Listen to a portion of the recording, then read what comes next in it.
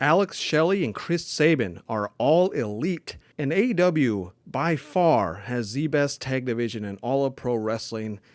And let's talk about night one of SummerSlam as well.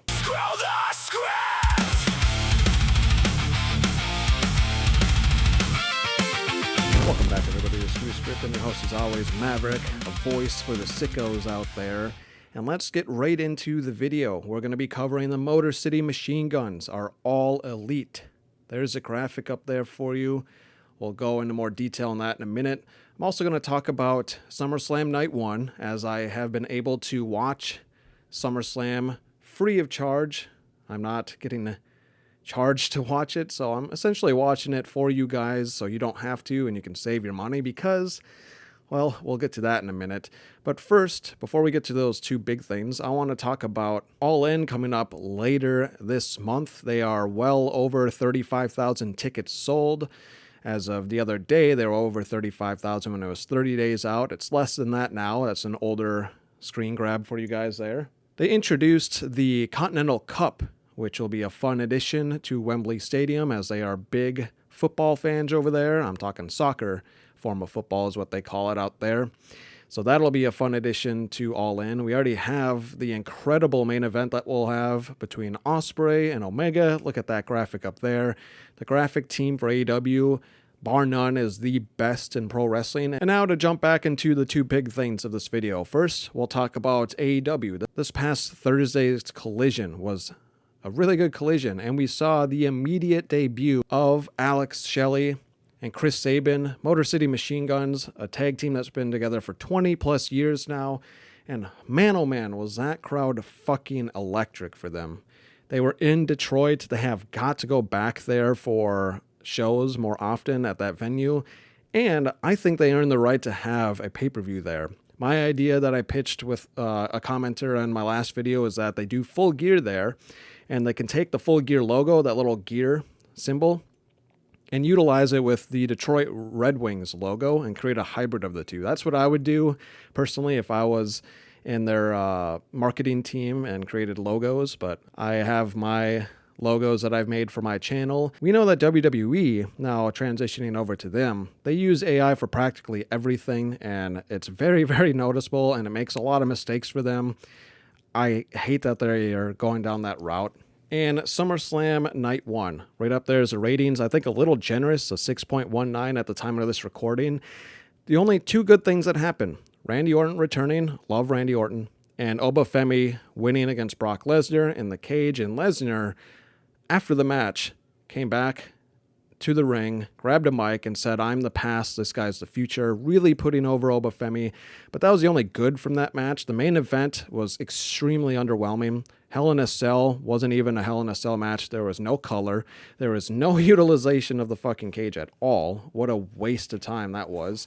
The only hardcore thing that happened in the entire match was Lesnar exposing the ring mat to the wood planks under there and giving Oba a tombstone, which was kind of left field for Lesnar, so I did like that.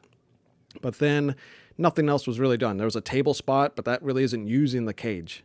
And I really think it fell flat. It was extremely underwhelming for a main event. The show started off decent. The Liv Morgan match, first time having a title defense in over 100 days.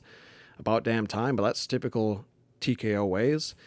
And the women's tag match there was worse than a dark match. It shouldn't have been on the card at all. Brie Bella hurt her shoulder. We saw them turn heel too. It was just a clusterfuck. Nick Aldis retired as fast as he came back and had a decent match, I guess, against Gunther. And Punk and Cody was a drag. That's all you guys need to know. It was not worth the money. Certainly not worth all the money that it is to get decent seats there. If you want decent seats, you're spending hundreds of dollars a ticket. And anything close to the front, you're still spending over $1,000. And that ain't worth it. It was a 3-hour show from 5 to 8 p.m. And I added up the time, and it was, I think, 86 minutes of wrestling. So less than 50% of the show was wrestling, which is typical, which was expected. Mostly ads and entrances and promos in between all of that. Just a bunch of bullshit fluff.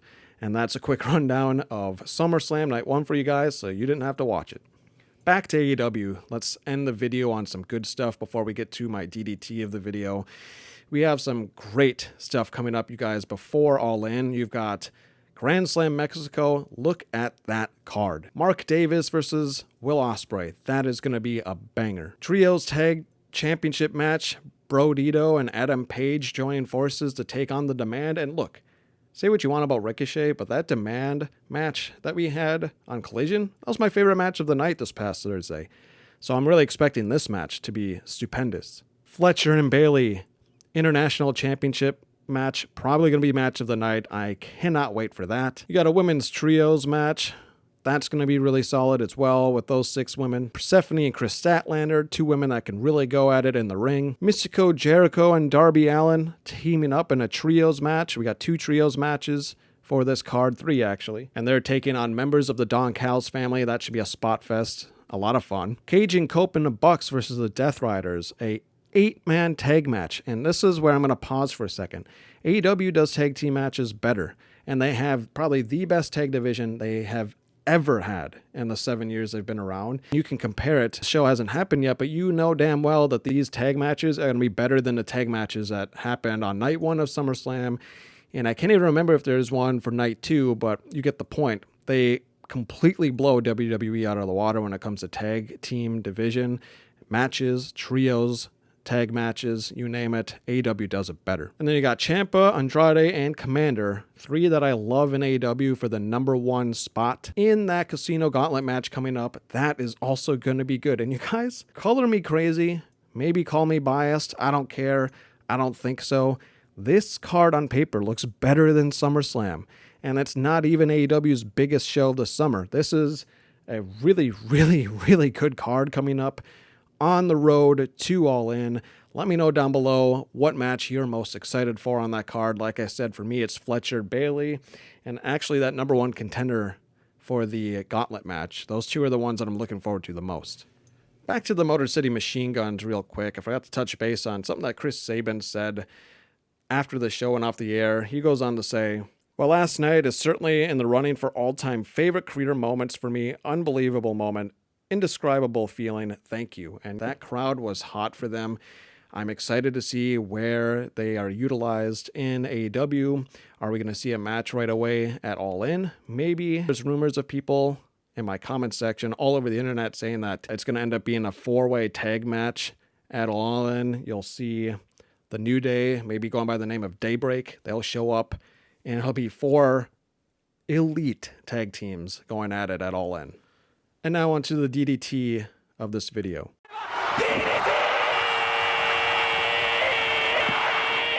I've got one for you guys, and it happened immediately after Collision, and I just had to save this one because this is the typical slop that you see from AEW haters. This guy, Drago, Notorious 401, debuted them on a show nobody watches. Dead on arrival. He laughs. Sorry, buddy, but for one, a lot of people watch Collision. It is the 2nd most weekly watched pro wrestling show outside of WWE. You got Dynamite is right behind Raw, is right behind SmackDown at this point weekly, and then you got Collision. So a lot of people watch it compared to your argument here. And also, we all know that AEW is going to treat them a hell of a lot better than WWE did, because all WWE did was sign them out of greed. They didn't want AEW to have them, so they probably threw more money their way, and they didn't do shit with them. All they did was give them the belts right away, and then that was it. Then months passed, and they weren't utilized well at all. The crowd wasn't behind them because the utilization was piss poor. And AEW is going to make the Motor City Machine Guns a lot better week to week.